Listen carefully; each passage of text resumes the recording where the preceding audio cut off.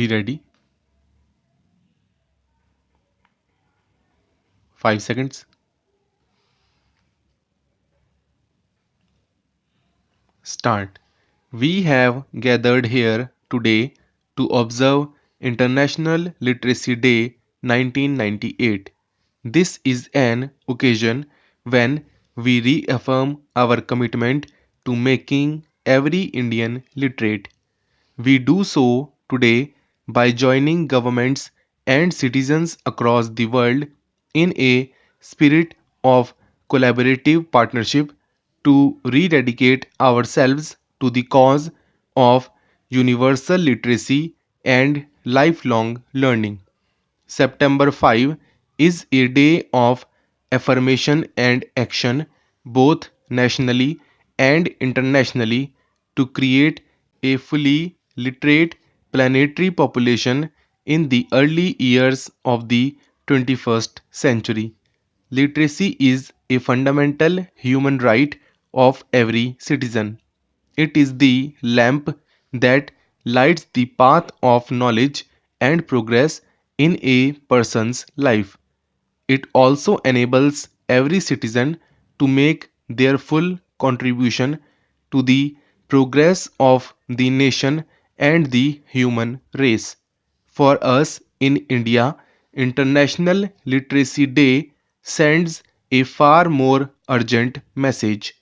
India has the largest number of non literate people in the world, about a third of the world population total of around 900 million. This reality is unacceptable to any sensitive and patriotic Indian. It is an antidote to the fact that India is the land of the world's oldest living civilization, which has always worshipped knowledge and learning. It is also totally incompatible with the determination of today's resurgent India to emerge as a strong, prosperous, and self confident nation claiming its rightful place in the world community. We recognize that a country full of millions of illiterate citizens would be intrinsically less equipped to cope with the challenges and opportunities of an intensely competitive world. In order to live and thrive in a knowledge driven era, we must create a nation of fully literate citizens. At the same time, I wish to dispel a misconception that often clouds some people's understanding of the problem of literacy in India. Many of our fellow citizens may be non literate, but they are by no means devoid of education. Our non-literate brethren among tribal Dalit and OBC communities are repositories of amazing knowledge and practical skills acquired through tradition based on occupation based self learning. This is also true about our non literate women who, apart from possessing a lot of useful knowledge, also pass on precious cultural and ethical values from generation to generation. I say this not to belittle the importance of literacy or the urgent need to eradicate illiteracy, but to understand our existing knowledge. Our literacy programs have the best chance of succeeding when they are based in the soil of people's actual experiences and aspirations. We should also bear in mind that economic development is not an automatic guarantor of literacy and education. This is evident from the fact that even a rich nation like the United States of America has as many as 40 million people who lack the reading and writing skills. This surprising fact suggests that developing countries like India must evolve literacy and education programs that conform to our own needs, resources, and traditions. My government is committed to according the highest priority to eradication of illiteracy. We have pledged in the national agenda for governance that we shall seek to provide education for all.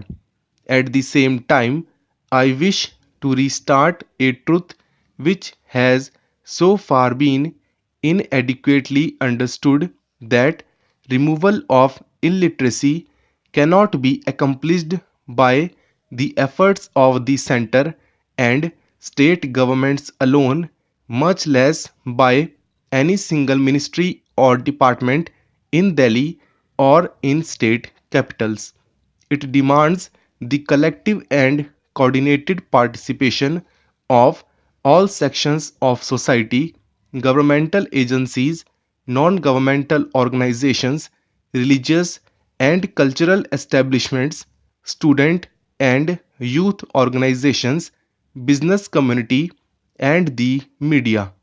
In short, a sustained mass movement alone can take India towards the goal of total literacy in the shortest period of time. In this context, I am pleased to acknowledge the good work done by the National Literacy Mission since its inception in 1988. This country has gained valuable experience from the total literacy campaigns launched in the early 90s. For the first time since independence, a planned, coordinated, and comprehensive district level drive was launched with the involvement of central and state governments, Zilla Parishads, Panchayats, voluntary organizations, and educational establishments.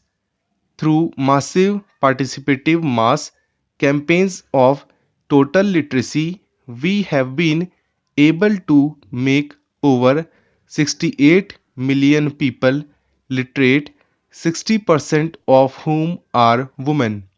As many as 234 districts have completed the first phase of basic literacy to adults in the age group of 15 to 35 and are now implementing post literacy and continuing education programs. A large number of districts, beginning with Ernakulam in Kerala, have declared themselves total literacy districts. The positive developmental fallout of successful total literacy campaigns is already visible in many parts of the country. There has been an increase in the demand for primary education, particularly among girls. A significant improvement is visible in practices of family welfare, health, hygiene, and immunization, leading to a lowering of the infant and maternal mortality rate, greater awareness about the environment, and better agricultural practices.